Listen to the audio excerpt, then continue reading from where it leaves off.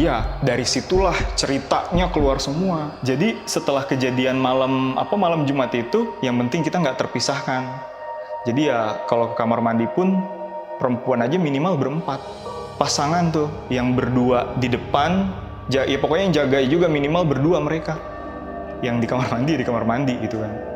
Itu tuh udah nggak yang namanya masing-masing di kamar, udah nggak seperti itu. Jadi kita tuh udah bener-bener nggak berani untuk berisik, udah nggak berani untuk bercanda-canda. Jadi posisi dia jalan, pas lagi ngeliat ke atas itu, jadi kepala, kalau kita di atas posisi kita tuh lagi ngintip ke bawah, kepala turun. Nah cuman kepala turunnya ya menghadap wajahnya ke sini gitu kan, ya rambutnya panjang, itu ya dengan mata lebar, ya mulutnya agak terbuka, jadi gini kan.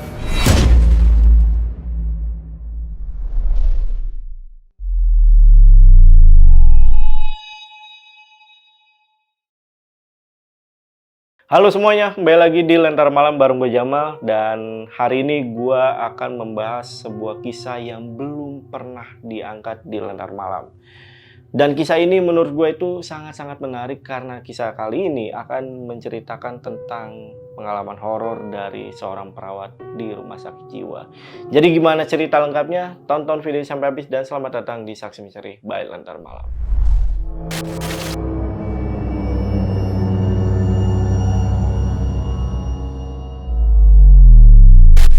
Oke guys, di sini udah ada narasumbernya. Kita sapa dulu aja, namanya Mas Randy. Mas Randy, apa kabar Mas? Ya, alhamdulillah. Baik ya Mas ya? Baik Mas. Mas Randy, ini kan Ya. Mas Randy ini pernah jadi perawat nih Iya. di sebuah rumah sakit jiwa ya. Pada saat itu masih praktek ya Mas ya? Iya, itu masih kuliah. Masih kuliah Bang, masih praktek. Dan ngalamin horor dan katanya ini nggak cuma Mas Randy aja yang ngalamin. Iya. Yang lainnya juga gitu Mas. Ya, betul. Jadi dari hari pertama sampai terakhir kita praktek itu benar-benar suasananya mencekam, Bang. Memang awal-awalnya aja kita enjoy, gitu kan. Tapi ya sekitar hari ketiga atau hari keempat lah, banyak sampai di hari terakhir itu kejadian yang nggak berhenti, baik yang gue alamin, yang teman-teman alamin, dan atau kita alamin bersama. Jadi yang namanya saat itu tiada malam tanpa gelisah, tanpa semoga malam ini aman gitu. Jadi kalau kita kan fokus ngerjain tugas. Biasanya kan, jadi yang namanya tugas, yang namanya apapun itu nggak kepikiran sama sekali. Karena bagusnya memang tugas kita udah optimal lah. Jadi yang kita pikirkan harusnya kan kalau tugas optimal santai dong malam. Tapi ya selama di sana cuma kita pikirkan semoga malam ini tenang, malam ini tidur, malam ini tenang. Sampai segitunya Mas? Iya, sampai segitunya. Dan nggak ada kategori yang penakut, pemberani atau setengah pemberani. Nggak ada, kayaknya semua lemah gitu. Jadi nggak tahu kenapa di sana itu kita benar-benar, ya memang sih solid banget jadinya. Saking solidnya ya sampai ke kamar mandi itu kita emang harus wajib. Jadi janjian di kamar sini cari temen, nggak akan kita ada yang nyuekin gitu. Kalau cuman kita berdua yuk ke kamar mandi, ya mungkin kalau nggak ada yang jawab, nggak ada yang mau, ya di satu kamar itu ya udah minimalnya bertiga. Jadi yang satu di dalam kamar mandi, yang berdua jaga di luar. Saking seremnya. Saking takut. Ya saking karena bener-bener ya banyaknya kejadian yang kita alamin selama ini. Penasaran sih, tapi ini sebelum gue masuk ke ceritanya, gue pengen tanya dulu nih. Ini kan mumpung ada perawat, apalagi perawat rumah sakit jiwa ya Mas ya. Iya. Nah ini buat teman-teman, sebenarnya pada saat itu tugasnya itu biasanya apa sih Mas?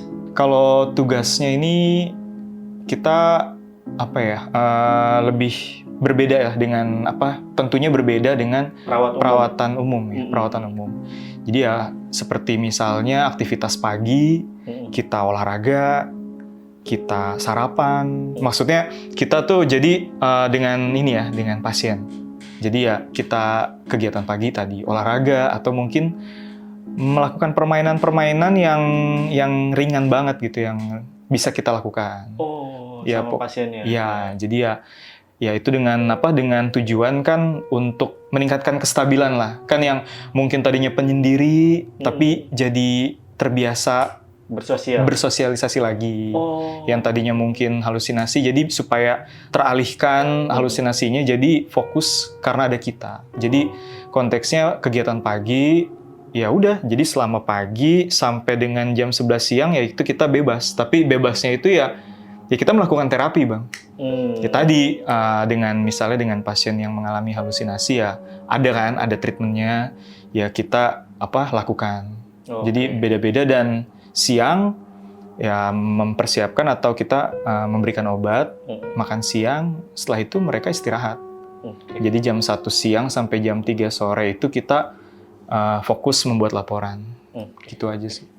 Yaudah, ini gue penasaran sama ceritanya dari Mas Randy ini. Tapi sebelum itu seperti biasa, kalau kalian pengen jadi narasumber juga sama seperti Mas Randy, kalian bisa langsung aja DM ke Instagramnya Lentera Malam.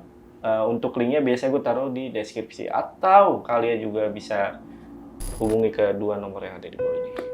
Yaudah, buat teman-teman yang penasaran sama cerita lengkap dari Mas Randy mengenai asrama di Rumah Sakit Jiwa, tonton video sampai habis dan tanpa basa-basi lagi, Saks Misteri. Kita mulai.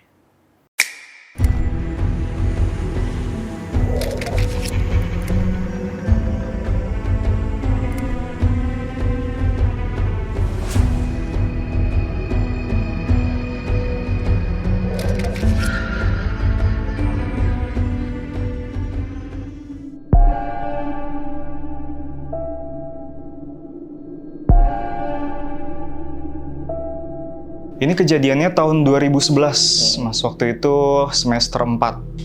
Kita praktek di satu rumah sakit, itu selama 2 minggu. Praktek 2 minggu itu, kita tinggal di asrama. Satu kelas. Kalau dulu kan kelas perawat itu memang dominasi lebih banyak perempuan. Jadi kita satu kelas itu cuma 6 orang laki-laki, sisanya perempuan. Di area rumah sakit itu, jadi areanya besar. Jadi memang ini bukan rumah sakit biasa lah pokoknya. Areanya besar, dengan satu ruangan ke ruangan lain itu jaraknya bisa puluhan meter. Daerahnya itu bangunan-bangunan tua juga, Bang.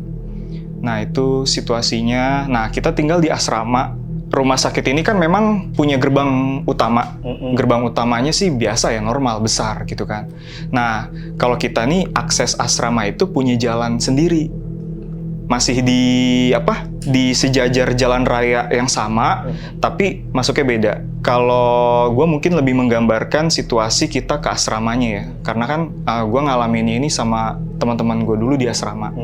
Jadi dari jalan raya itu, dari asrama ke jalan raya itu sekitar kurang lebih 200 meter lah. Dari depan ke asrama ini, jalanannya sebesar 1 mobil. Jadi muatnya 1 mobil. Jadi 100 meter pertama itu masih ada rumah tuh. Masih ada rumah-rumah penduduk maksudnya. Jadi ada warung, ada laundry, pokoknya ada lah masih kehidupan gitu kan. Setelah 100 meter itu ada pertigaan. Pertigaan kecil, baru 100 meter ke sananya lagi itu udah area rumah sakit tuh, Bang. Jadi udah nggak ada yang dibilang akses warga, nggak ada, udah nggak ada yang lewat situ. Cuman yang punya kepentingan ke rumah sakit ini yang memang bisa jalan lewat situ. Jadi masuk sana, nah itu ya udah kosong tuh. Di sebelah kanan itu pohon-pohon aja, tembok tinggi sama pohon. Di sebelah kiri pagar. Jadi pagar tapi hanya lahan luas aja. Sampai masuk, ya itulah ada asrama 1. Di sini ada asrama lagi. Baru ke jalan kesananya itu area rumah sakit. Nah, sebelah kiri ada gedung, ini gedung diklat aja. Ya gedung diklat sih digunakannya kan hanya saat tertentu aja dong. Jadi nggak ada aktivitas rutinitas di sana. Jadi asrama itu kita masuk nih pintu, masuk itu nanti ada ruangan dulu, Bang. Ruangannya cukup besar. Jadi ada TV, ada kursi, ada meja. Dan ada meja juga panjang lumayan, nah itu biasa buat kita makan. Kan ada cateringnya ya, jadi setiap sarapan pagi, makan siang, sama makan malam. Jadi intinya di area itu ya kita bebas, kita waktu itu ya kita sholat jemaah, atau kita belajar bikin laporan, dan lain-lain, pokoknya tempat kumpul. Jadi asrama itu tuh bentuknya memanjang. Nah, di sini ruang utama, jadi di sini tuh sebenarnya kamar, Bang. Kamar. Nah, kamar ini kurang lebih, pokoknya di sini ada 3 kamar, di sini ada 3 kamar. Satu kamar itu ada 3 tempat tidur, tingkat. Jadi kurang lebih ya bisa ber-6 atau ber-7. Pokoknya ada yang extra bed juga waktu itu. Pokoknya selasar kanan, selasar kiri, ini kan lorong. Nah, sampai lorong itu, paling belakang itu tuh toilet, ada 6. Jadi ya dibagi 2, toilet 3 ada di sebelah kanan, 3 ada di sebelah kiri. Terus ada gerbang besi 1, yaitu tembus ke area belakang. Jadi belakang itu udah kayak lapangan, kosong, terus kesananya tembok. Nah, jadi area asrama itu benar-benar steril lah, nggak ada penduduk atau warga atau siapapun orang yang ya kalau nggak punya niat tertentu main, nggak ada gitu, karena emang nggak ada yang dituju. Kalau yang untuk putri sama yang cowoknya itu dipisah? Enggak, satu asrama, cuman kita kan karena kita cuma ber-6 cowok, jadi kita ambil kamar kan di sini ya, ini kamar 1, 2, 3, 4, 5, 6. Nah, kita di kamar yang 6 nih. Ber-6. Nah, sisanya itu cewek semua. Tapi satu kamar yang depan kamar cowok ini kosong. Yang memang kebetulan jumlah kita udah cukup sih di kamar-kamar yang sebelumnya. Tapi emang ini kamar kosong juga beda gitu. Karena dari temboknya beda, lembab. Temboknya ngeletek. Terus bener-bener gelap. Pokoknya sama-sama. Maksudnya walaupun dia siang tapi dia gelap. Ya mungkin karena kapasitasnya selalu cukup, jadi jarang digunakan kali ya. Jadi sekali nggak keurus, ya terus-terusan nggak mau ditempatin mungkin ya. Jadi itu kosong yang satu. Jadi satu terbengkalai ya? Satu terbengkalai. Kalau di kamar sih, situasi oke-oke aja sih, Bang. Jadi di kamar sih fine-fine aja. Cuman ya menyeramkan itu sebenarnya area di belakang, di kamar-kamar mandi. Karena memang kejadian-kejadian yang kita alamin juga ada di sana gitu kan. Kejadian pertama waktu itu hari Minggu. Jadi itu hari ke-7. Kita kan praktik 2 minggu. Nah, itu kan ada selingan weekend ya, Sabtu Minggu. Kita libur. Waktu itu anak-anak ada yang stay di asrama, sebagian besar ya kita ada yang pulang, itu pun nggak banyak. Mungkin cuma sekitar 6 orang waktu itu yang gue inget, yang pulang. Nah, kalau cowok, gue sendiri yang pulang. Kebetulan rumah gue kan, jadi pulang waktu itu. Biasalah sebagian anak-anak, ada yang stay, ada yang jalan-jalan, dan lain-lain. Nah, ceritanya pas hari Minggu, itu kita udah pulang, kita pulang ke asrama maksudnya. Targetnya sih, jangan sampai malam-malam lah gitu kan, karena kan iseng ya. Cuman karena memang situasional perjalanan, ya udah akhirnya sampai kemalaman juga. Sebetulnya gue itu udah sampai sekitar jam 8:30, Bang. Mungkin arus bawah juga, jadi macet Jakarta. Akhirnya gue udah sampai di jalan raya. Nah, jalan raya itu kan udah turun nih. Gue waktu itu pakai angkutan umum. Itu kan tinggal jalan yang sekitar 200 meter ke dalam. Nah, gue belum bisa jalan, kenapa? Karena masih ada 2 temen gue cewek, itu dari arah Jakarta, juga masih di jalan.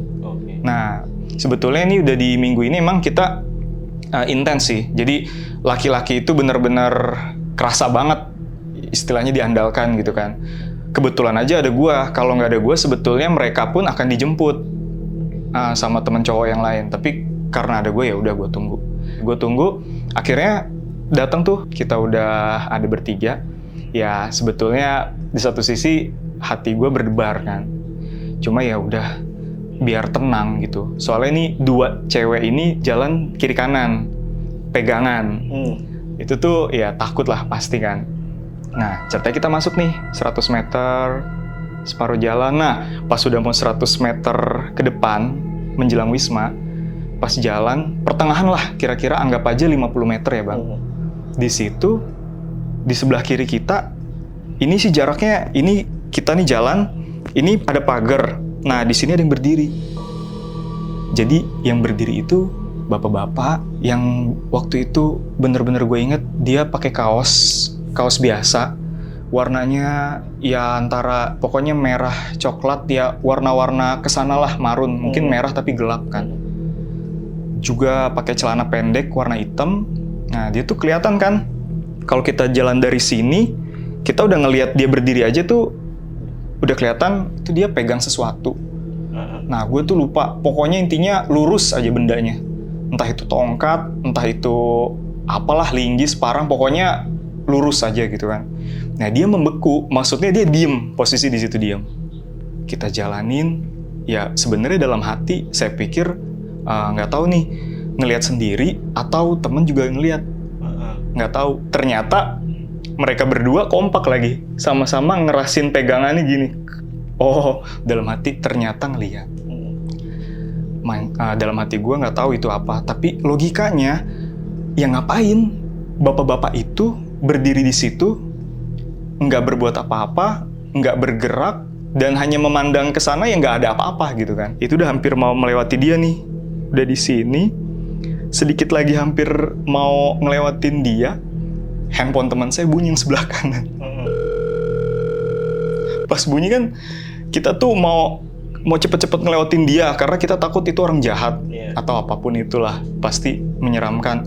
Akhirnya pas itu bunyi, otomatis saya nengok, maksudnya mau mastikan dia nggak ya bapak-bapak ini ikutan bereaksi apa enggak. Pas dia nengok, mungkin bebarengan kali ya, dia juga nengok tapi bukan kepala sih, lebih ke full gitu kan, full sambil ya ada bunyi, sambil bunyi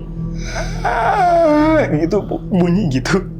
Mukanya tuh kayak gelap sih, nggak tahu itu warna apa, pokoknya kayak orang kesiram minyak lah, jadi berlengket-lengket gitu ya, entah itu minyak, entah itu apa, pokoknya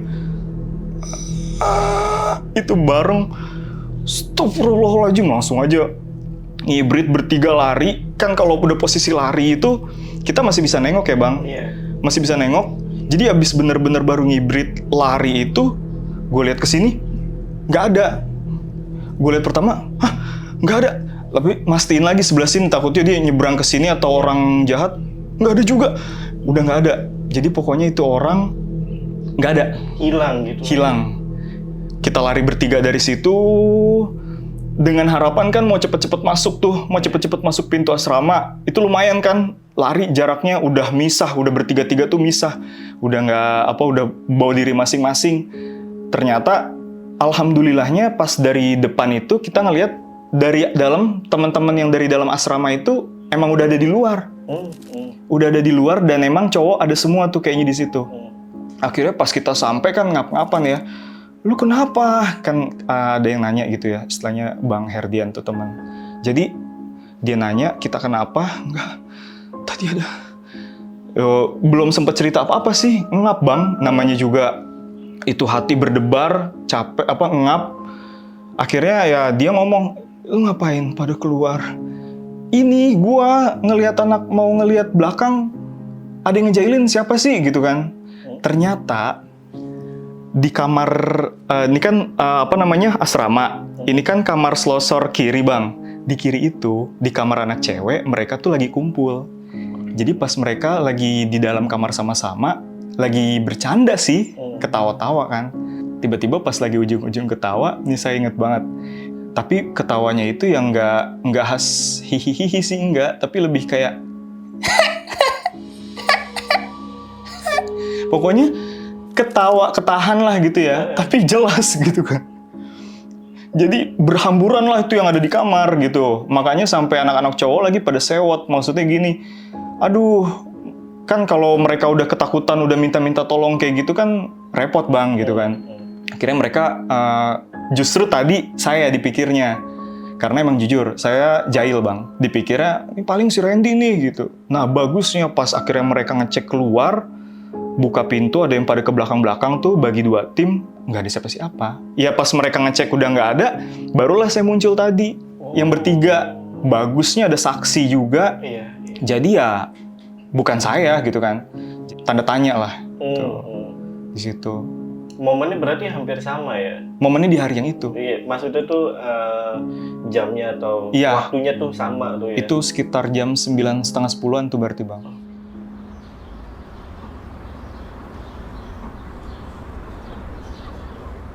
di hari berikutnya, ya ini pas banget masih di hari besoknya, Senin Bang.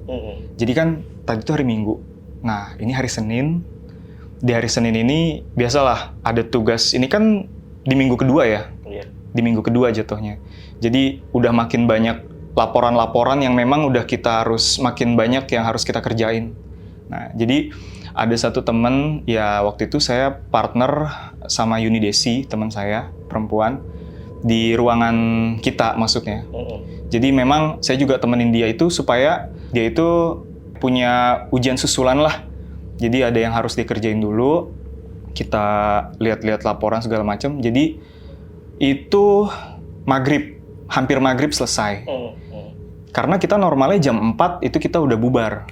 Nah jadi hampir maghrib, kan perjalanan kaki makan waktu beberapa menit. Mungkin pas kita lagi sambil jalan tuh azan. Azan juga soalnya makin gelap. Nah, pas kita udah mau nyampe asrama, itu jatuhnya pasti udah habis azan lah. Udah habis maghrib. Nah, ini kan asrama nih di sini. Nah, kita jalan dari sini. Jadi pas dari sini itu saya jalan berdua, di tembok sini, itu saya ngelihat perempuan. Perempuan ini pendek ya, jatuhnya ya memang porsinya kelihatannya pendek. Dia pendek, dia rambutnya segini, dia menghadap ke tembok. Ke tembok gitu. Dan pakai dress, jadi mirip kan kalau perawat perempuan praktek itu dressnya memang di bawah dengkul ya Bang. Putih, tapi waktu itu nggak tahu lah warnanya entah itu putih, krem atau kuning apa, pokoknya terang gitu kan. Nah, dalam hati saya itu mirip sama teman saya namanya Siti Hajar. Dalam hati itu si Hajar ngapain di situ? Pas kita lagi jalan berdua mau mendekati Wisma, makin lama makin kelihatan. Sebenarnya posisi perempuannya tuh jadi gini, tangan bener deh, jelas banget tangannya gini ke tembok, mukanya ke sana gitu kan, otomatis ke saya kan, jadi gini. Jadi mulutnya terbuka. Ya mukanya agak seperti kayak lesu, tapi gini. Kan ya jelas lah itu udah kita lihat, itu bukan siapa-siapa. Langsung saya, Des, ini kan teman saya namanya Desi. Gue sakit perut, ayo cepet. Walaupun gue nggak ngelihat ke arah dia lagi, tapi kelihatan gini loh, lapang pandang kali ya. Jadi ini dia posisi di sini, gue di sini, gue mau jalan gini, dia tuh pokoknya bergerak makin. Jadi ini kan samping Wisma, samping, belok sininya kan ya ini pintu depan gitu kan. Jadi kerasa semakin kita cepet jalan tuh dia semakin bergerak dalam, wah ketemu kan nggak beres nih gitu kan. Jadi cepet. Nah pas saya udah di depan pintu, udah ada di samping sebelah sini. Jadi udah kalau saya nunggu sebentar lagi dia nyamperin gitu kan. Akhirnya gubrak masuk, udah agak coba mau ngintip dulu sedikit kan, karena kebetulan ada teman-teman. Ya sorry sih bukan numbalin, cuman bilang coba lu lihat ke depan deh. Tadi ada ada yang manggil nggak atau gimana. Pas dilihat nggak ada siapa-siapa, ya bagus, berarti dia cuman sampai ya dia nggak ada lah gitu. Iya. Karena kan takutnya nggak lucu aja kalau dia benar-benar ngikutin di depan pintu. Iya. Itu ngeri banget itu. Jadi kayak ngikut dia. Ngikut. Jadi semakin gue jalan, lah dia juga bergerak gitu kan. Posisi bergerak gitu. Semakin jalan cepat. Nah kalau si Desinya sendiri ngelihat nggak atau ngerasain nggak pada saat itu? Kalau si Desi sendiri udah penakut judulnya. Jadi waktu itu dari jalan keluar ruangan di rumah sakit pun dia udah pegangan, bawa mana repot lagi, mana ya maaf, memang agak gemuk ya. Jadi jalannya susah karena pakai sepatu hak kecil lah gitu ya. Nah, dia pegang ini satu lagi begini, dia begini. Dia memang udah judulnya udah takut gitu. Jadi dia ngeliat apa-apa. Jangan sampai kalau misalnya gue bilang, Des, tuh apaan Des? Tuh Des apa Des? Wah, udah. Bisa-bisa lemes di situ, nggak jadi jalan gitu kan. Makanya gue bilang, aduh sakit banget ini perut gue, udah sampai gini nih, udah mau nggak ketahan udah. Akhirnya udah ayo cepet. Tapi jalan juga begini. Jadi nggak tahu dia ngeliat apa enggak. Yang pasti emang dia ngeliatnya cuma ke bawah.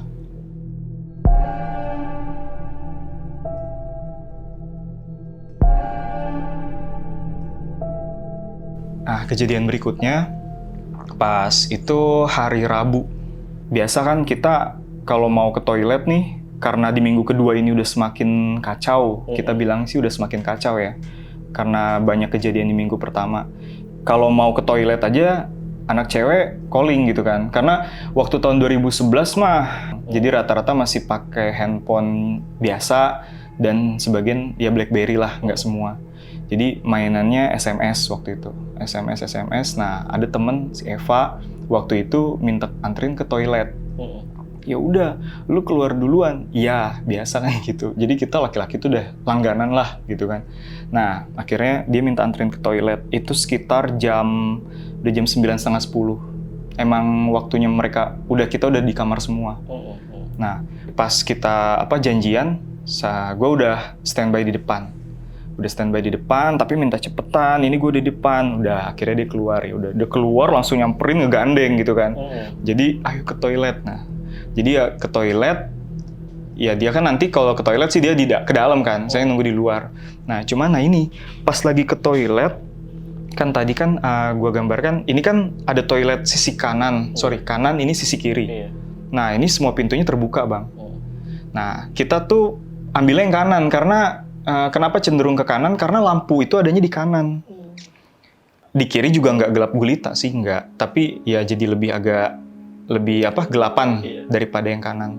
Nah, pas kita lagi jalan, itu ya pasti otomatis nggak niat ngeliat sih ke kiri, tapi memang ngeliat kan. Itu di kamar mandi yang tengah. Yang tengah, itu kan angle-nya gini, jadi kelihatan, nah ini bak mandinya kelihatan. Karena pintunya sebelah sini, pintunya ngebuka, ini bak mandi. Itu tuh ada anak kecil muncul bukan muncul, memang udah ada. Jadi posisinya tuh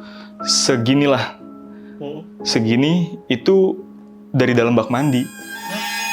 Dari dalam bak mandinya dia lurus sih, nggak ngelihat ke gua. Jadi bener-bener dia begini tapi kelihatan dari samping gitu. Sosok itu kelihatan dari samping. Ngelihat kayak gitu, aduh. Gua nggak bisa bilang apa-apa. Gue nggak mungkin gue kabur lagi, nggak mungkin gue bilang sama ini, karena emang gimana caranya ya biar nggak rame. Ya setelah selesai ya udah cuma 5 menit. Ya 5 menit kita keluar. Ya pastinya gue udah nggak mau ngelihat ke arah sana kemana-mana. Jujur gue itu nggak lihat kemana-mana, gue cuma lihat ke ubin, ke keramik. Gue cuma lihat sambil dia pegangan. Ya udah dia balik ke kamar, ya gue juga udah balik ke kamar. Nah, tadi lu sempat bilang kalau sebelumnya itu ada genangan air yang nggak tahu. Gimana itu, maksudnya gimana tuh? Kalau itu cerita dari teman-teman, Bang. Jadi teman-teman itu ngelihat ada genangan kuning di kamar mandi. Ya itu tuh nggak habis dimasukin. Jadi kamar mandi itu yang nggak habis dipakai. Jadi memang kamar mandi itu udah dalam kondisi lagi kering, ya, atau gini deh, logikanya kalau kamar mandi basah ya basah lah airnya. Bercaknya banyak tuh. Ya, bercaknya banyak. Kalau ini enggak, ini tuh basah di tengah, warnanya kuning, pipis gitu kan. Ya masa kita pipis nggak disiram di lantai kuning, masa pipis gitu kan. Tapi itu memang kayak air pipis karena kuning. Jadi itu air apa gitu kan. Nah itulah yang jadi rumor di awal-awal juga. Jadi gara-gara ada cerita itu udah agak-agak mulai nggak nyaman di asrama itu. Selain kejadian itu, apa lagi yang bisa dibilang jadi mencekam nih asrama? Di minggu pertama ya Bang. Awalnya sih ya kita enjoy. Karena yang namanya kita mau praktek bareng, kita bakal tinggal bareng 2 minggu ke depan. Ya pasti ada euforianya juga kan, seru nih gitu kan. Nah, oke lah itu di hari pertama Senin aman aja. Ada yang biasa lah, kita udah selesai tugas, yang di kamar, yang di luar gitu kan, yang di tengah mencar gitu kan. Oke, di hari pertama, di hari kedua, hari ketiga itu situasi enak aja gitu kan. Nggak pakai ke toilet juga berani aja sendiri.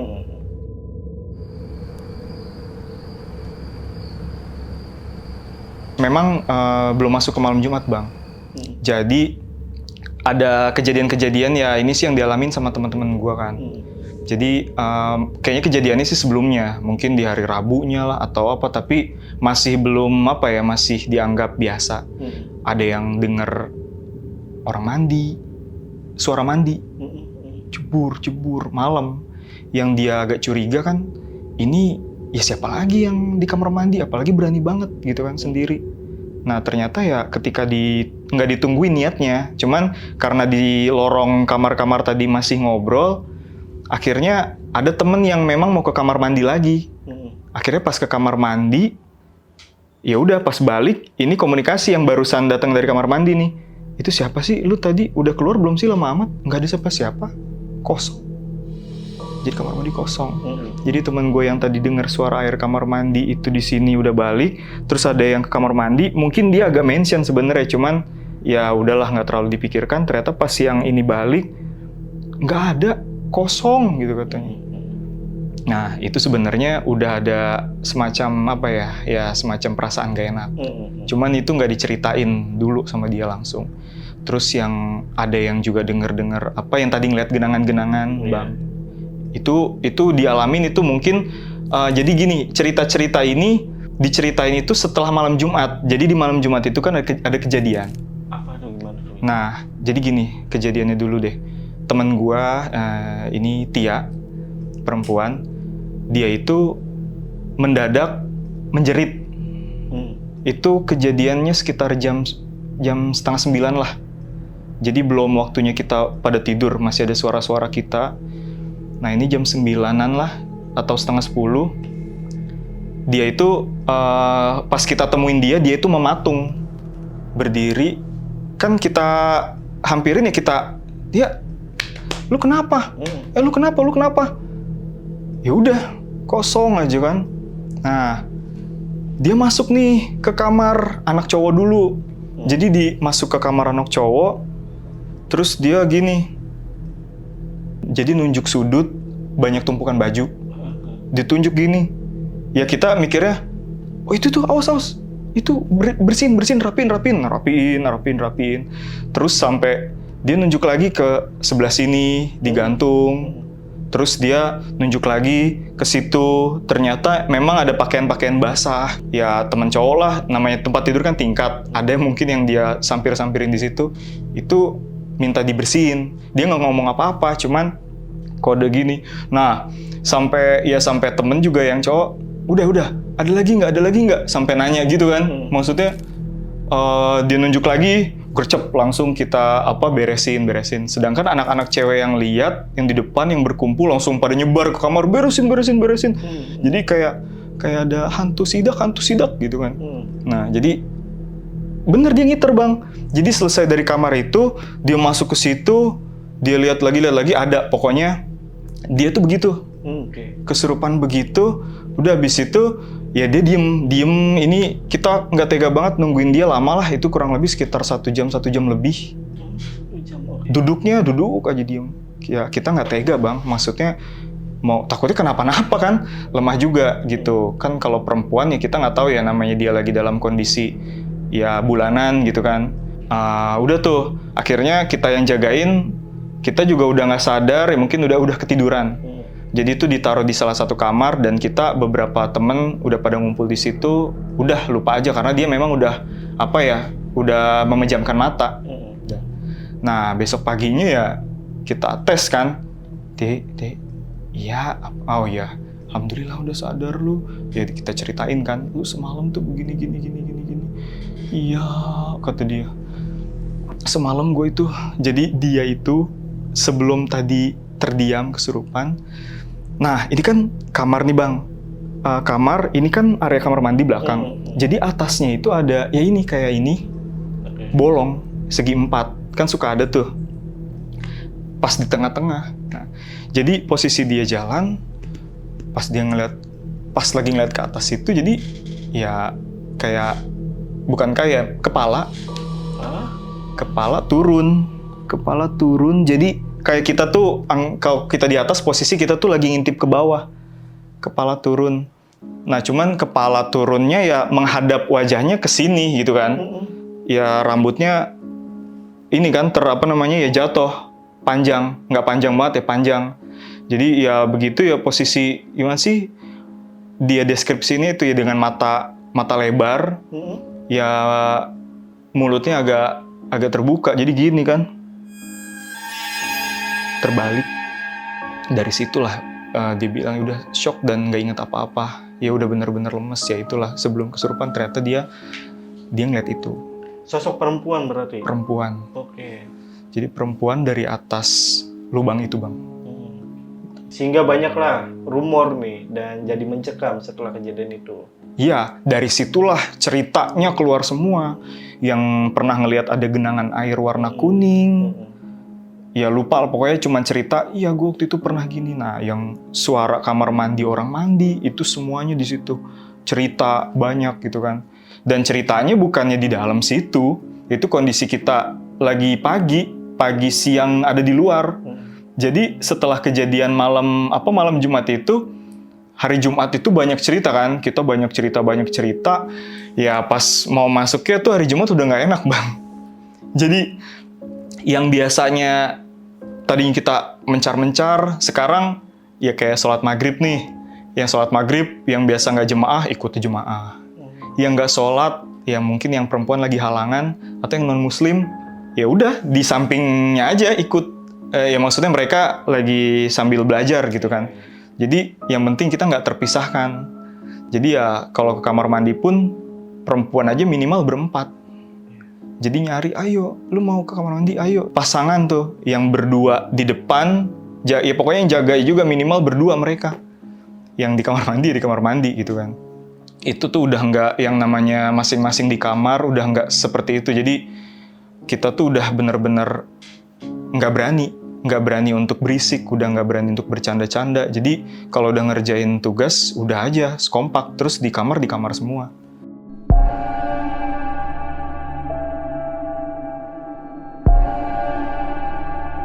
Nah, itu kan hari Jumat banyak cerita kayak gitu. Nah, pas Jumat malam ini, jam 10-an, heboh lagi. Dari kamar, ya salah satu teman gue namanya Eliana, tapi dipanggil Eboy. Jadi berisik nih. Eboy kesurupan. Nah, ya lagi lah, kita laki keluar lagi gitu kan. Ternyata dia lagi gini-gini. Di ranjang pokoknya lagi senang-senang aja gitu. Ya anak kecil, kita benar-benar melihat dia tuh udah anak kecil banget. Kan akhirnya ya kita tanya-tanya, kita ajak, udah kamu jangan main di sini ya. Kakaknya mau bobo, kasihan. Nggak mau. Kita nggak diajak main, kata dia. Ya itu teman-teman aku aja lagi mau main sama kita semua, sama kamu semua, katanya. Kita kan marah. Jadi waktu dia sempat bilang, kepala kita sakit, kena bola, gitu. Jadi anak-anak laki-laki tuh suka main bola di samping, Bang. Kan jadi area ada lapangan. Oh iya. Ya kan kita jadi mikir, main bola loh, kita main bola. Emang kenapa lah siapa? Gitu kan. Ya dia cerita gitu. Teman-teman aku itu, katanya. Ayo, pokoknya kita main sama-sama. Aku mau ajak kakak main. Maksudnya kakak yang dirasukin. Iya. Nah, kakak yang dirasukin mau diajak main, ya pokoknya susah banget nungguin dia, ngeladenin dia itu susah lama gitu. Sampai mau tidur, janji ya, kamu suka apa? Ya kita banyak ini deh, bingung gitu, udah antara lelah, kita pengen istirahat, dan yang lain teman-teman juga udah pada ini. Akhirnya ya udah sampai terakhir dia juga baca doa ngeledek gitu kan. Ayo baca doa yuk. Kita kan maksudnya biar kita baca doa. Ya dengan harapan dia doa nih, pergi gitu kan. Enggak, dia bilang, "Ayo doa, mulai," katanya. Dia kan posisi udah tiduran ya.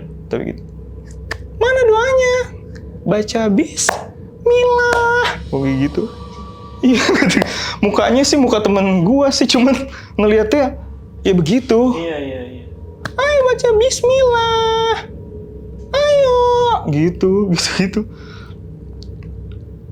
Ya udah, dia berkicau, dia nggak berkicau lagi. Pokoknya kalau kita ngajak ngomong ya dia ngeliatin kita aja. Ngeliatin aja, ya ngeliat senyum satu. Ntar kalau ada yang ngomong lagi, ya dia beralih pandangan lagi ke sini. Udah gitu-gitu aja terus. Sampai akhirnya ya tidur sih. sampai akhirnya bener-bener udah itu teman-teman gue itu udah begini, ya kita juga udah ketiduran. Jadi udah nggak tahu endingnya. Ya begitulah besoknya lagi bang. Akhirnya ya besoknya diceritain, lu semalam begini gini. Itu sebenarnya ya bekas yang riwayat yang kesurupan itu teman-teman sekamarnya enggan buat tidur bareng gitu kan. Cuman ya gimana, namanya juga temen ya, masa iya kita jauhin, ya kan bukan salah dia juga. Jadi agak canggung lah, takut gitu karena ngelihat mereka setelah seperti itu. Nah itu jadi ya, di minggu pertama setelah itu bang, itu kan Jumat. Terus besoknya ke hari Sabtu Minggu yang tadi tuh yang gue pulang. Jadi itu dalam kondisi udah nggak enak banget.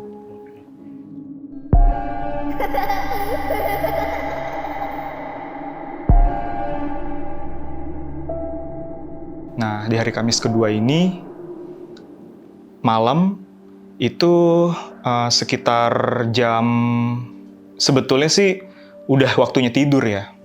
Udah waktunya tidur, jam 11:30, jam 12 ada. Jam segitulah. Nah, jadi posisi tidur gue itu di paling pojok bang. Jadi ini kan kamar, ini pintu masuk, di sini jendela. Jadi jendela bukan jendela sih, nggak bisa dibuka. Jadi kaca aja, kaca besar gitu. Cuman dipakai-pakein hordeng gitu kan. Nah, jadi posisi gue di sini tempat tidur yang paling pojok deket tembok. Ini kan tengah. Nah, yang sebelah sini juga kan tembok. Nah, gue tidur yang sebelah sini. Jadi pas gue tidur sekitar jam 12-an tadi, itu tuh tapak kaki lari. Jelas banget dari arah belakang ke depan. Jadi langkahnya itu nggak tegas banget, kayak orang lari pakai ujung kaki, yang sebelah sini nih, jinjit kayak. Jadi itu gue nggak salah denger gitu kan. Itu bener-bener jelas. Dia tuh berdebar. Totonya selang 1 menit atau 2 menit itu ada bunyi gini bunyinya. Oi gitu. Oi. Di arah belakang. Bunyinya 2 kali. Jadi yang pertama bunyi oi gitu. Gue ngeliat ke tembok aja, gue ngeliat sana. Bunyi lagi selang 1 menit lah gitu kan. Bunyi lagi sama yang kayak tadi. Nah terus gue coba nengok ke sini, kebetulan denger nih yang sebelah sini temen gue namanya Oki bang. Nah itu dia bergerak. Gue coba gini, Ki, ya, denger nggak? Ya, ya gue cukup tahu. Ya gue nggak tahu ya, apakah cuman gue yang denger, ataukah teman-teman lain di kamar juga, atau gimana. Yang penting gue cuman coba nanya dia, gue juga nggak bilang itu bunyi apa, yang penting gue cuman pengen tahu denger nggak. Iya. Nah udah nih, ngantuk, dateng lah, pasti ngantuk. Tau-taunya udah nggak tahu itu jam berapa, bang. Tapi yang pasti kan setelah itu ya, jadi kebangun, sempat mimpi sih, mimpi deg-degan, mimpi yang bikin kita mimpi buruk jatuhnya ya. Tapi mimpi buruk kayak jatuh lah gitu kan. Buka mata pelan-pelan, kan ngelihat ya ke gini, ke samping, ke kiri. Pas ngelihat ke ujung bawah, itu ada duduk gitu kan. Ada duduk posisi, pokoknya ini kan ujung tempat tidur. Kayaknya dia begini nih. Kan gue gini. Ini mimpi, ini masih mimpi nggak sih? Lama gitu. Nggak mimpi, ini masih. Ini udah bangun. Ngeliat gitu. Iya, masih ada di situ. Jadi pokoknya sekilasan sih putih aja, putih. Gue nggak ngeliat. Masa gue nggak mau begini.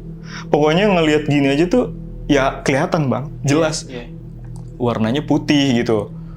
Baju putih lah pokoknya. Gue nggak bisa bergerak, itu dalam posisi yang gimana ya, kayak sebenarnya bukannya kayak kaku nggak bisa bergerak sama sekali, bisa. Cuman antara keringat berdebar sama geter-geter sedikit, jadi kayak nggak berani buat gerakin kaki, takut dia ikut berespon atau apa gitu kan. Nah terus sampai ada 1 menit nggak bisa baca. Jujur gue nggak bisa baca doa saat itu, gue juga bingung. Nggak bisa baca doa, jadi cuman baca Allah, Allah, Allah, Allah, Allah. Padahal pengen baca ayat gitu, tapi nggak bisa. Jadi Allah, ya Allah, ya Allah. Nah, terus bunyi lagi. Bunyi. Bunyi gitu. Ih, Allah, Allah, Allah, gitu kan. Nah, akhirnya saking gue nggak kuatnya, takutnya makin, kan ini kan gue tidur sendiri. Gue beraniin diri, gue cuman yang bisa bergerak tuh mulut doang, Bang. Gue cuman, Bang, gitu. Bang, maksudnya ngebangunin di atas. Teman gue si Anjas. Ya udah sampai berapa kali bangun. Iya, Bang. Iya, apaan sih Jul? Gitu kan. Sini. Apaan gitu ya, begitu loh, pokoknya berat banget dalam hati. Sini. Udah akhirnya dia turun. Nah, ada yang nyaut lagi nih, Bang Herdian. Jas, dipanggil Jas. Panggil gitu. Ya udah, bangun, apaan sih gitu. Ya gue nggak bakal juga ngomong ada apa-apa karena gue tahu, elah lu gitu. Nah, ya mungkin ya dia tahu, dia paham, iseng, takut. Cuman ya udah, nggak nanya apa-apa, yang namanya ngantuk. Cuman minta tolong tidur. Jadi tidur deket, ya satu itu kan single bed Bang, sempit. Cuman yang penting gini, ini gue tembok, di sini gue aman nih. Ini ada orang gitu kan. Nah kaki gue tarik gini. Udah tuh susah banget buat tidur. Cuman ya Allah akhirnya tetap alhamdulillah bisa tidur. Nah bangunlah kebesokan paginya. Ya gue akhirnya cerita kalau ke mereka apa adanya gitu kan.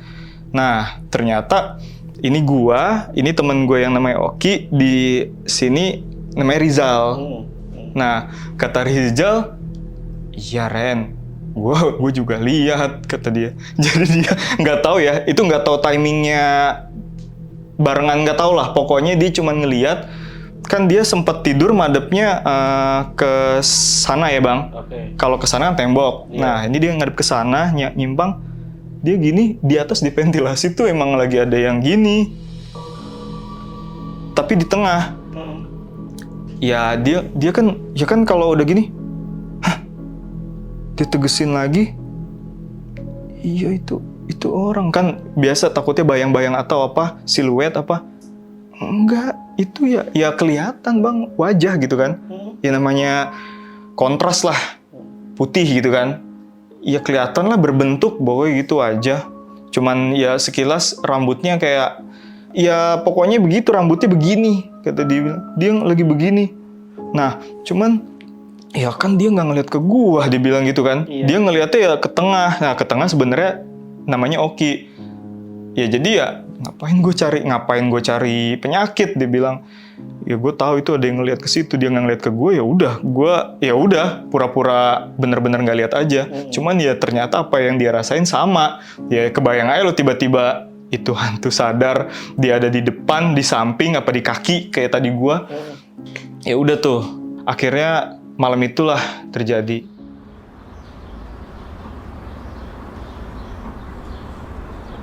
Nah besokannya hari Jumat, ya ini kejadiannya cukup rame, besar. Jadi gue kesurupan. Akhirnya dan gue juga dibilang kesurupan dari zaman dulu. Sempet namanya nggak tahu, nggak percaya atau apa. Ya memang gue cuman ingat saat itu mati lampu. Mati lampu.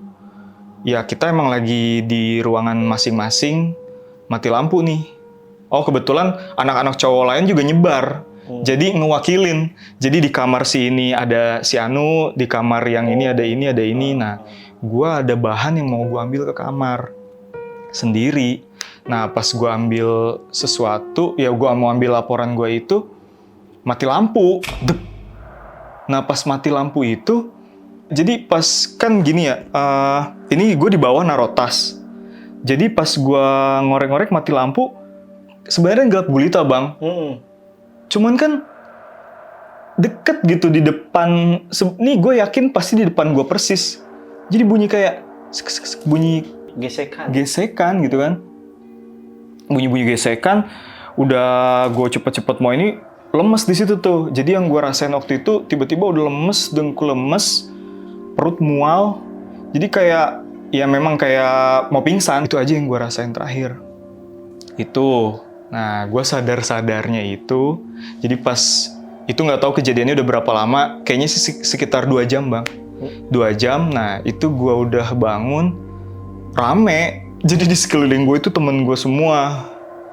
Dan yang gue rasain situ waktu itu ini sakit, ini sakit, ini pusing, terus ini juga kayaknya pokoknya sakit-sakit badan sini, dan lebih nggak enaknya lagi baju gue sobek gitu kan. Ternyata ya udah, Ren diajak ngomong pelan-pelan kan, udah kan sadar, ya ternyata gue kesurupan. Jadi pas yang ya mungkin tadi yang pas gue udah nggak sadar diri, itu tuh teman-teman gue semua denger. Jadi gue teriak melengking. Gitu kan. Udah teriak melengking. Udah pada siap-siap. Itu apaan lu gitu-gitu. Nah, cuman nih beberapa temen cewek sama semua temen cowok itu ya datang ke kamar gue.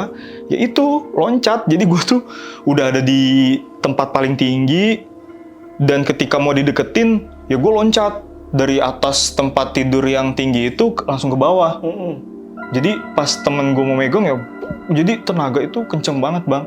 Bahkan sampai, nah gue itu nggak berdiri normal, tapi begini. Ngerangkak.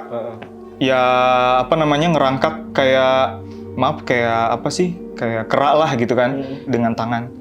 Nah, udah dari situ di apa namanya ya itu teman-teman gue bilang sampai di mereka pegangin 8 orang, bahkan sampai 8 orang. Jadi pertama berdua kenceng banget nggak bisa, bertiga, berempat, berlima, sampai akhirnya ada yang datang, orang rumah sakit datang sampai bantuin gitu kan, Nah udah tuh ceritanya ya ada yang bisa nanganin lah. Gua agak melemah. Kirain gue udah sadar, ternyata pas gue melek lagi, bukan gua, masih belum gua tadinya ya kan. Jadi part 2. Jadi kan tadi gua posisi lari ke depan. Iya. Dicengkram barang-barang di depan. Nah, setelah dari depan, jadi gua berdiri lagi, tapi pas berdiri itu udah nggak tegap. Maksudnya berdiri itu gini. Jadi gini nih, kayak gini. Terus jalan pelan-pelan ke belakang, ya walaupun masih diikutin sama teman-teman gue juga. Nah, disitulah teman-teman cewek gue semua di balik kaca tuh ada yang ngeri, ada yang ngintip, ada yang masih berani ngelihat, nggak berani ngelihat mata aja, walaupun masih wajah gue tapi itu bukan gitu. Jadi bener-bener kayak gimana ya, ngelihat itu emang kenal tapi bukan gitu. Jadi ya begitu kan, kayak gini ya dicontohin kan kayak gitu, ngelihat ke teman 1, 2. Makanya dari situ, nah sampai ke gerbong belakang tuh gue udah nggak sadar, gue udah di situ. Nah, ya itu baru dari situlah ya gue dibopong lagi ke depan. Ya udah, gue sadar yang tadi, yang pas gue besokannya teman-teman gue, terutama ya masih yang perempuan, udah sampai, Ren, gue please maafin gue nggak, lu jangan ajak ngomong gue. Ntar aja sampai kita balik ke kampus. Sekarang jangan dulu ya, maafin gue, udah nggak mau ngeliat lagi bang. Jadi ya jangankan minta gue anterin ke toilet gitu kan, bener-bener anti banget gitu. Sedih sih sebenarnya, cuman ya gue ngertiin aja kok bisa begitu sih gitu kan. Iya. Ya udah, akhirnya pas besok malamnya ya itulah, pokoknya gue dibawa kebetulan ada salah satu temen gue perempuan, Maulidia itu punya om, rumahnya nggak jauh dari rumah sakit itu. Dibawalah, ditelepon. Karena gini, kalau kesurupan yang lain ya oke lah, ngeri tapi kayaknya nggak ya maksudnya ya udah berlalu aja. Cuman yang gue bikin trauma, gue takutnya nanti terulang lagi dan nggak ada yang sanggup buat nanganin. Gimana caranya ya? Akhirnya dikonsultasi sama Omi, udah kesini aja. Ya udah, akhirnya gue berenam, cowok 2, gue sama gue jadi bertiga, sama cewek 3 kesana, minjem motor, ada motor-motor yang di rumah sakit lah gitu kan. Kesana ya udah ketemu sama Ustadz. Ya pokoknya poinnya di inilah, di apa namanya, diobatin lah gitu Bang. Itu aja sih. Jadi ya gitu yang gue alamin selama 2 minggu itu. Selama di asrama itu? Iya. Jadi pas besoknya kita udah hari terakhir nih Bang. Udah mau penutupan kan. Nah di hari Sabtu. Jadi pamit-pamitan segala macam. Nah dengan kisah-kisah yang ada, ya mungkin karena emang kita udah mau pergi kan. Gue ngobrol sama salah satu bapak, ya memang orang senior di sana. Dia cerita, ya nggak ke gue sendiri sih, kebetulan gue bertiga waktu itu. Nah dia ceritaan, ya emang alhamdulillah ya istilahnya baik-baik aja kalian. Takutnya kalian itu nggak sadar. Mungkin ya sebetulnya sih nggak harus sampai seperti ini. Mungkin kalian itu ada hal-hal yang kalian lakukan ya membuat ketidaknyamanan penghuni gitu kan. Ya memang di sana itu dulu di belakang asrama, ya balik lagi ya Bang, ini kan cerita ya. Jadi ya gue nggak bisa konfirmasi kebenarannya. Jadi di belakang ada pohon, memang di sana itu ya pernah ada yang perempuan. Ya itu kejadiannya udah lama sih, maksudnya udah ada kayak belasan atau udah nyampe ke 20 tahun kali ya. Jadi ya kejadian itu ya, otak gue, mindset gue kan perempuan, jadi kebayang-bayang sama yang waktu itu di tembok ngeliatin gue begini. Iya kan, gue jadi mikir, ya perempuan, terus yang temen gue kesurupan ngeliat di atas kepala perempuan turun. Jadi imajinasi kan, jadi jangan-jangan gitu. Pas juga ada cerita lagi, jadi pernah ada maling. Tapi ini dulu ya, zaman dulu masih benar-benar ada kampung, jadi masih ada akses kampung. Masih kampung lah jatuhnya, ya memang lari mau nyelamatin diri ke arah situ lah ya, asrama itu mungkin yang tadi jalan yang gue lari itu Bang, yang pas hari Minggu pertama, ya dihabisin sama warga kan. Nah kebetulan dia bawa senjata. Nah, tapi kan gue nggak tahu itu dibilang senjatanya apa, yang penting dihajar pakai senjata itu sampai itulah, sampai meninggal. Ya udah ditinggal kabur gitu kan. Nah, jadi kan gue jadi ngebayangin sama yang bapak-bapak yang ada yang nengok gue tadi yang jadi kayak erangan tolong gitulah, tapi nggak ngomong, cuman kayak dan apa mungkin ya dibilang gue kesurupan bapak-bapak ya itu gitu kan, nggak tahu juga sih. Tapi waktu lo diobatin sama Ustadz, lo nggak sempet nanya ini sosok apa yang ngerasukin saya gitu? Nah jadi gue gini Bang, waktu diobatin itu kan akhirnya bersila, Ustadznya sila ya, kita pegangan tangan. Di sini teman-teman gue saksi. Jadi yang gue rasain ya jangan ditahan, pokoknya lemas. Itu gue sepanjang dipandu baca-bacaan lah gitu kan. Baca-bacaan ayat Al-Quran. Gue hanya mengikuti aja, dan antara sadar nggak sadar, jadi mendengar tapi mengikuti, tapi nggak memahami lah gitu ya Bang. Nah itu yang gue rasain tuh, gue digini sampai sampai gue ngerasa ini sila, udah bukan sila, tapi udah kayak kan gue ngerasa, ya Allah, astagfirullahaladzim. Mungkin gini, maksudnya kayak sakit gitu kan. Sakit, tapi ya ini kan lagi diobatin, sabar gitu. Pokoknya udah begitu ya, pokoknya kembali lagi kayak udah gue ke posisi ini, udah selesai Ren. Udah, alhamdulillah. Ternyata teman-teman gue bilang, enggak Ren, lu nggak ngapa-ngapain, orang lu tetap duduk begini diem. Nah, gue baru percaya tuh Bang. Ya maksudnya gue seumur-umur ya maaf nih, kita sih percaya ya dengan adanya gaib pasti Bang.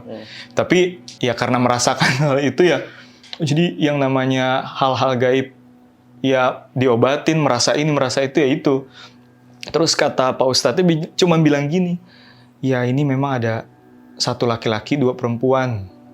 Jadi nggak digambarkan macam-macam, dia cuma bilang, iya ini 1 laki-laki 2 perempuan. Udah. Tapi udah nggak ada, ya teman ada yang nanya, tapi udah nggak ada Pak. Ya yang penting perbanyak zikir aja, jangan kosong, dibilang gitu. Karena mereka menyukai kamu, pokoknya gitu bilangnya. Ya udah, cuman dapat informasi itu aja sih Bang waktu diobatin itu. Waktu diobatin itu Iya. sama Pak Ustadznya. Oke. Tapi memang dari cerita yang diceritain sama karyawan rumah sakit sana ya, itu memang sosok yang perempuan ataupun yang bapak-bapak itu yang Mas Randy temuin ya? Kemungkinan ya? Kemungkinan. Nah, tapi kalau yang sosok anak kecil, itu pernah ada. nyari tahu nggak? Enggak, itu memang ada ceritanya. Oh, apa? Ada. Ceritanya? Jadi zaman dulu ini sih udah bener-bener lebih ke zaman dulu banget gitu ya Bang. Ini dapat dari mana? Ya masih dari dia. Oke. Jadi sorry tadi baru cerita 1, 2. Nah selain itu, ya emang saya nanya Bang, itu dia cerita itu karena saya nanya pengalaman saya Pak. Ya maksudnya nggak ngomong pengalaman sih, tapi waktu itu saya pernah lihat ini. Nah dia menyambut. Ya kalau itu ya mungkin Ren. Dulu memang pernah ada kejadian ini. Terus saya sebut-sebut anak-anak kecil. Jadi dulu gini Bang, di area itu kan perkampungan. Nah ceritanya tuh kayak ada konflik lah. Ini zaman bener-bener ya antara tahun berapa ya? Pokoknya bener-bener masih desa, masih ini banget lah ya. Mungkin ke tahun 70-an ya, atau tahun 50-an gitu ya. Jadi cerita turun-temurun kalau yang ini nih. Jadi ada daerah yang berkonflik, itu mereka saling ini. Jadi kalau misalnya ada yang mau macam-macam tuh ada tanda. Jadi mereka tuh masang seperti. Oke. Jadi ya di wilayah tertentu. Nah, jadi ya syukur-syukur kalau musuhnya datang kena tuh perangkap. Tapi ya ceritanya gitulah. Jadi konflik antar desa atau mungkin desa melawan penjahat atau apa, pokoknya ya jadi itu ada di area-area yang terlarang itu. Ada anak-anak memang main gitu. Anak-anak sih sekitar ada 4 lah dibilang 4. Dulu ceritanya memang dia tahu ada 4 orang main ke situ ya kena. Jadi nggak tahu deh mekanismenya gimana sih kalau disentuh itu bakalan meledur gitu kan? Iya, yang keinjak. Ya udah, pernah ada kisah itu. Cerita dari bapak itu pernah ada kecelakaan lah sebutnya kan. Jadi ya kecelakaan yang menyebabkan ya tewas itu kan anak-anak yang lagi main di sana. Nah itu cerita itu bergulir aja terus, makanya ya mungkin ya beberapa tanda-tanda anak-anak apa iya gitu kan. Iya. Nah, terus pas bapak itu bilang memang kalian mungkin melakukan sesuatu atau gimana ya, ini yang gue pikir sih gini Bang, ya memang awal-awal tuh euforia kita ya, kita ngerasa santai. Ya jujur gue itu emang jahil Bang, jadi gue itu paling suka dengar orang teriak sama ya orang takut gitu kan. Makanya dulu aja kejadian-kejadian di kampus ya gue sering lah yang namanya mainan ular atau kecoa itu udah mainan gue gitu kan. Ya, gue sampai niat pernah bikin ya gambar hantu gelap hitam, gue pakein galah panjang. Jadi ini misalnya kampus nih, ini gue dari bawah itu gue giniin tuh ada jendela, itu tuh tempat kumpul, jadi ruang senat gitu kan. Jadi pas udah agak malam, itu lagi rapat sampai malam, diginin ke atas ya yang di atas teriak gitu kan. Banyakan perempuan teriak semua ya. Ya itu termasuk seneng aja gitu ya. Makanya pas lagi kejadian-kejadian gue pertama datang ke rumah sakit ini, ya gue udah seneng banget nih dalam hati gue.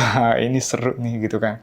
Nah gue aja udah pas pertama datang, selamat datang di rumah hantu gue gitu kan. Nah jadi udah mulai pada ini deh, senewan gitu kan. Iya. Ngomong jangan sembarangan lu. Gini. Nah, dari situ. Nah, ini kebetulan juga mungkin rame, Bang. Jadi, teman kita ada yang jadian. Maulidia sama Rizal. Itu jadian, dan ya alhamdulillah sampai sekarang mereka emang udah berumah tangga gitu kan. Jadi, waktu itu kita ngerayain, beli kue, beli Coca-Cola, apa segala macem kan. Kan dulu, ya walaupun kita tahu mungkin waktu-waktu maghrib gitu kan. Kayaknya tuh ya masing-masing aja. Yang sholat ya udah, kalau udah azan sholat. Tapi kegiatan ini ya kita rame-ramean aja. Yang dulu kan zamannya handphone, setel musik keras, pojokan kita nyanyi bareng-bareng begini-gini. Jadi mencar lah gitu kan. Jadi ya tadi termasuk yang mungkin kebiasaan-kebiasaan kotor yang nggak disukain mereka atau apa. Pokoknya yang jujur kalau saya pribadi yang benar-benar gue alamin ini itu kayaknya emang semacam pelajaran ya bang. Yang gue benar-benar lihat dia ya gimana sih rasanya lu ngelihat sesuatu yang bikin lu kaget, yang bikin lu takut. Jadi ya semenjak kejadian itu gue udah nggak ini lagi sih, maksudnya udah nggak berani main-main dengan kata-kata. Apalagi ya dibilang ini tempat jangan macam-macam, nggak usah digituin juga sekarang udah sopan. Jadi nggak boleh macam-macam. Iseng masih iseng? Enggak. Udah enggak lagi? Enggak. Semenjak kejadian itu? Semenjak kejadian itu. Tapi memang berarti parah ya waktu Mas Randy itu kesurupan ya? Itu sampai rame kan ya? Rame, itu sampai rame. Jadi itu gimana ya? Jadi di masa-masa asrama itu tuh rasanya gini. Kita emang happy kan? Ngebayanginnya tuh praktik di sini 2 minggu, seru lah, banyak waktu lagi. Apalagi job desk-nya nih, tugasnya itu bener-bener nggak tugas ringan banget. Kita anggap itu kayak refreshing kan. Ternyata ya kebalikannya. 2 minggu itu tuh yang kita rasain jujur ini pasti bukan pengalaman gue pribadi. Dan masih ada teman-teman gue pun yang lain yang memang mengalami kejadian yang saat ini gue ceritakan. Makanya itu jadi kejadiannya, pengalaman yang nggak terlupakan. Karena ya memang asli kita tuh mentalnya lemah bang. Jadi nggak tahu kenapa di sana tuh berasa walaupun kita orang yang ada yang pemberani pun berasa lemah aja. Jadi kayak nggak berani ngapa-ngapain gitu. Jadi ya 2 minggu di sana udah nggak udah benar-benar kita tuh rasanya kalau kita punya uang lebih baik ngungsi gitu, nggak mau ada di situ sebetulnya. Jadi benar-benar tuh setiap malam kita cuman berdoa jangan ada apa-apa malam ini gitu aja bang. Nah, kalau Mas Randy sendiri ini kebanyakan kejadian yang ada di asrama ya? Iya. Tapi kalau untuk di rumah sakitnya itu ada nggak? Apalagi ini rumah sakit jiwa gitu ya? Ada nggak? Kalau rumah sakit selama kegiatan prakteknya ya, itu kan emang cuman dari pagi sampai siang bang, sampai jam 4 lah. Jadi nggak pernah ngerasa apa-apa sih, nggak pernah. Cuma memang ada satu cerita yang dialamin sama perawat senior. Ya beliau ini waktu itu udah berumur sekitar 50-an kok. Jadi memang udah lansia. Jatuhnya memang udah cukup tua lah gitu kan. Jadi kalau mau digambarkan tuh lingkupnya gini bang. Jadi kalau peruangan-ruangan tuh dibedain gini. Kan kalau di kejiwaan itu memang ada 4 kategori ya. Jadi ada yang perilaku kekerasan, itu yang memang yang suka marah-marah, ngamuk-ngamuk tuh. Terus ada yang isolasi sosial, jadi disingkat ISOS. Jadi itu yang mereka yang takut ngeliat orang lain. Jadi jangankan kita deketin, bertatapan ketemu mata aja dia langsung menghindar jalan. Terus ada yang halusinasi. Jadi halusinasi tuh ya dia seperti nggak habis mendengar, melihat, atau merasakan, ya mencium. Karena waktu itu ada yang memang kebetulan yang pasien yang gue rawat itu dia mencium terus, nggak kuat nih bau terasi maksudnya. Dia bilang gitu. Terus ada yang berisik gitu, ya macam-macam lah pokoknya kan. Ya yang melihat ya pastilah halusinasi. Terus yang ini juga perabaan mereka kerasa gitu kan, kayak gatel, gatel padahal nggak ada apa-apa gitu. Itu halusinasi kan. Jadi kategori itu juga dibagi lagi kan, perempuan, laki-laki. Terus ada yang parah. Nah, parahnya itu sebetulnya di IGD. Di IGD itu ya benar-benar yang baru masuk. Entah itu yang memang dari jalan, entah itu memang yang dari kiri. Maksudnya ada yang mungkin ya yang suka ganggu di warga gitu kan. Itu tuh jadi berisik, udah kayak ya pokoknya ricuh lah, berisik. Jadi ada yang galak, yang di pojok, yang ketakutan, yang nangis, yang segala macam. Nah, jadi di situ Bang, itu yang masih berat. Nah, jadi ada yang intermediate, yaitu udah agak ringan. Jadi dengan bermacam-macam nama ruangan, dan ada yang udah ringan. Yang paling ringan itu ya udah.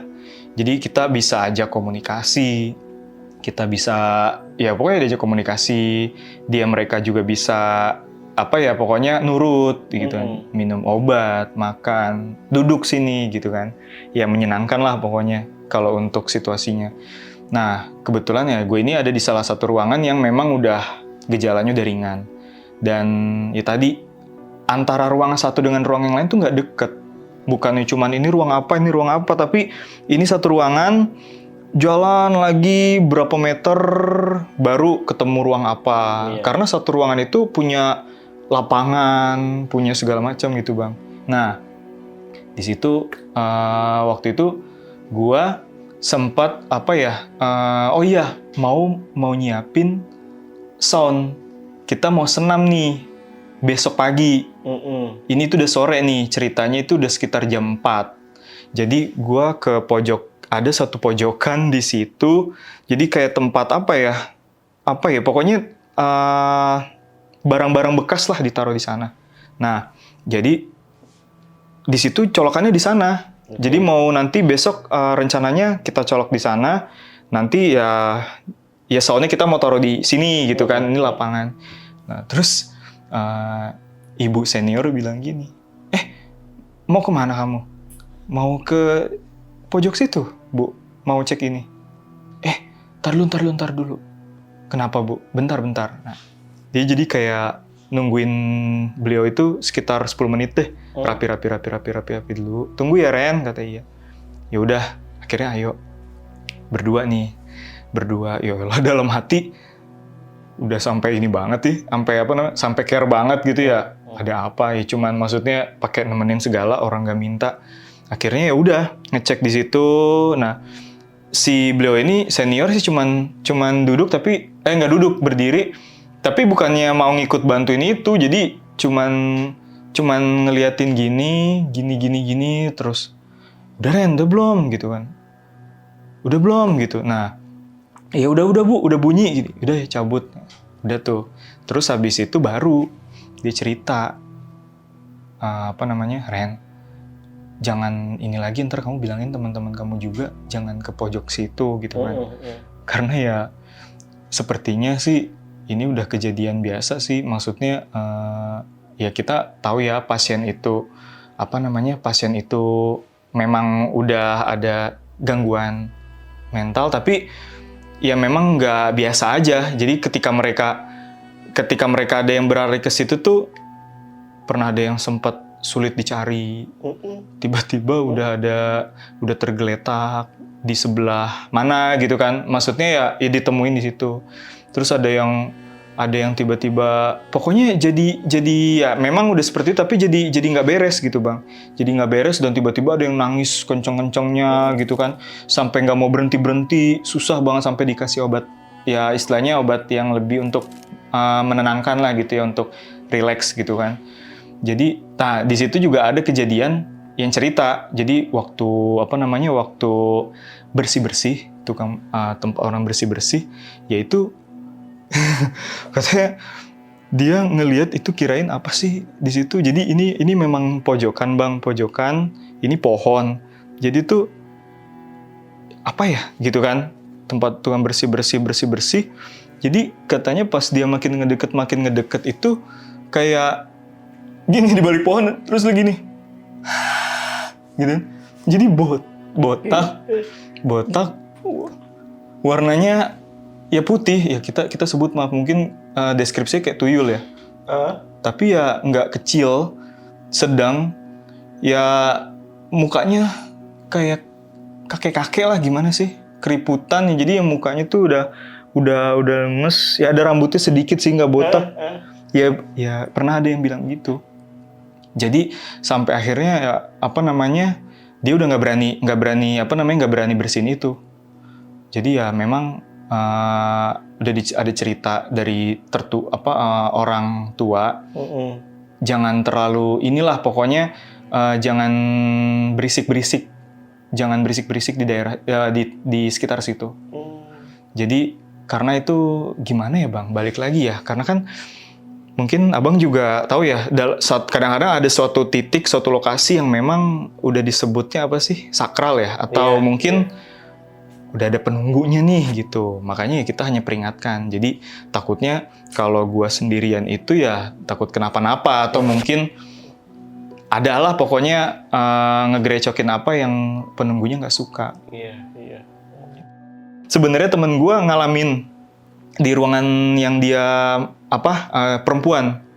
Ini teman-teman gua. Yang ngalamin pas pas lagi dinas di rumah sakit jiwa ya? Iya, itu di situ. Jadi gini. Makanya ini sebenarnya sih adanya siang gitu. Cuman jadi memang situasinya gelap. Situasinya gelap. Jadi gini loh. Kalau digambarkan tuh ruang rawat itu gini, Bang. Biasanya ini ada nurse station dengan segala macam perlengkapan, dokumen dan lain-lain. Nah, di sini ruang besar, memang banyak meja itu buat makan. Nah, terus ada juga ruang istirahat mereka. Jadi ruangan istirahat mereka itu kayak sel. Cuman ya kayak gini nih, misalnya ini gitu tuh area tuh ya, itu sel. Di sini kan ruang kita makan segala macam. Di sana itu luas, jadi banyak tempat tidur berjejer gitu, dan ada toilet juga. Ya jadi mereka di sana dan itu di sel itu. Nah, kebetulan di tempat yang temen gue ini ada memang taman. Ada taman-tamanan, jadi gimana ya bentuknya, pokoknya lorong aja gelap. Jadi kayak dibikin terowongan, cuman ini taman, ini ada tempat duduk gitu kan. Nah, kan jadi istilahnya gini, kita kalau kita mau tindakan kan adalah namanya kita mau SP gitu ya.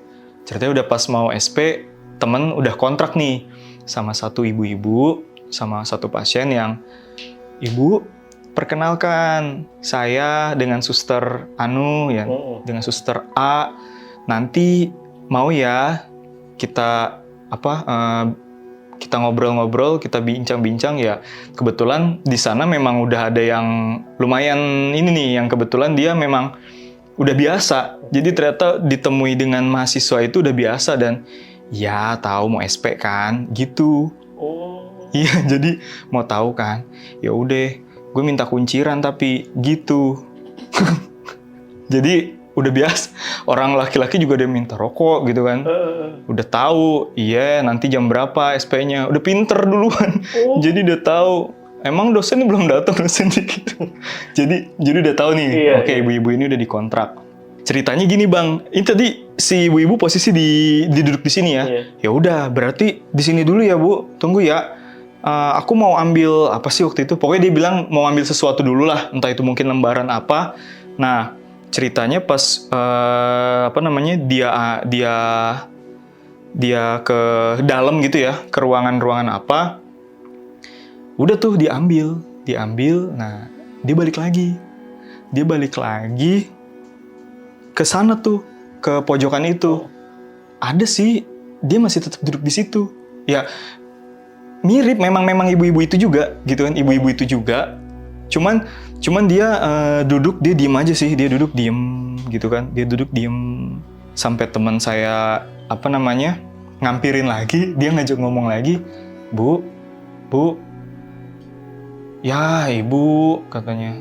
Tapi teman saya ada rasa kekhawatiran. Biasanya kalau takutnya gini, kalau posisi mereka diam gitu, ya nggak tahu ya, takutnya tiba-tiba mereka lagi halusinasi atau lagi ya takut mencelakai gitu kan. Entah mereka tiba-tiba meronta atau tiba-tiba apa gitu. Jadi ya udah tahu, dipikir gitu, jadi nggak terlalu berani buat bu gitu. Jadi ketika diajak ngobrol, ya Ibu diem aja, kan mau dikasih kunciran gitu kan. Ini udah nih, bukan belum ada, tapi dia bilang pokoknya kan mau dikasih kunciran, ditungguin aja. Bu, ya Ibu gimana sih gitu kan, maksudnya kan ya kadang-kadang memang hambatan-hambatan ada kayak gitu. Ternyata ya udahlah, tinggal aja dulu gitu kan, ntar coba lagi. Ternyata Bang, pas dia jalan ke sana ke sana, ke apa namanya, ke arah ruangan kumpul lagi lah. Lah itu sih ibu-ibunya ada yang tadi. Jadi di jalan, udah, ayo gitu. Hah? Bu, ayo. Ya memang nggak bisa dikonfirmasi banget, dia cuma bilang ternyata dari kamar mandi. Iya. Habis lama sih gitu kan. Ternyata ini jelas ya kan nggak mungkin dong, nggak percaya. Tadi lah, ibu kan barusan di sini. Ya nggak mungkin bang. Ini dia posisi dari sini, jalan ke sini, ketemu lah sama ibu-ibu di situ. Ya kan nggak mungkin dia jalan lewat mana dia muncul gitu kan. Akhirnya ya, wah, jelas loh. Tadi gue lihat ibu-ibu. Nah, maksudnya lihat dia ibu tadi ada di situ gitu. Akhirnya ya udah, dengan beraniin diri, dia malah ngajak ya ibu ini pasien nggak ke sana sih, cuman ngelihat ke sini dari jauh. Ya emang nggak ada siapa-siapa gitu kan. Ya udahlah, kata dia. Udahlah, aku nggak mau lagi. Maksudnya jadi dia udah nggak mau lagi tuh ngajak-ngajak. Ya pokoknya minimalnya kalau dia duduk dimanapun itu orang gitu kan. Pokoknya yang berdua gitu udah nggak mau. Nah itu dia cerita. Ngalamin kayak gitu? Ada. Jadi ya itu bang. Oke, Mas Randy. Iya. Ini mungkin ada yang mau disampaikan sebelum gua tutup di video. Ya, pesan-pesan lah ke penonton Lentera Malam. Oh iya. Ada sih, pasti. Ada. Apalagi yang mungkin teman-teman yang pengen jadi perawat juga gitu. Itu ada pesan nggak untuk teman-teman yang mau mulai atau berminat menjadi perawat? Oh iya.